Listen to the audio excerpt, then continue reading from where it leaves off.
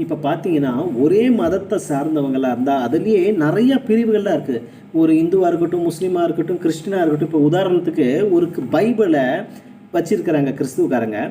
அது இயேசுவை பின்பற்றுறவங்களா இருப்பாங்க. ஆனா, அதிலேயே பார்த்தீங்கன்னா, மாதாவ வழிபாடு செய்றவங்க இருப்பாங்க, புனிதர்கள வழிபாடு செய்றவங்க இருப்பாங்க.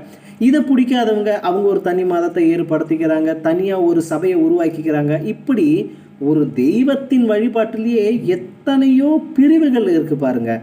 அதுலயும் சண்டை, சச்சரவு, போட்டி, பொறாம, ஜாதி இதெல்லாம் கொண்டு வந்து அதுல திணிக்கிறாங்க. மனுஷனே உன்னுடைய செயல்பாட்டுல எந்த மாற்றமும் இல்லைனாக்கா, தயவு செய்து கடவுள் பேரை சொல்லி எந்த ஒரு மதத்தையோ, எந்த ஒரு பிரிவினையோ உருவாக்காத. கண்டிப்பா இதுக்கான தண்டனை நிச்சயம் அவங்கிட்ட உங்களுக்கு உண்டு. எந்த தெய்வத்தை நீங்க வேணாலும் வழிபாடு பண்ணுங்க, தப்பு இல்ல. ஆனா பிரிவினையை ஏற்படுத்தாதீங்க. அது மிக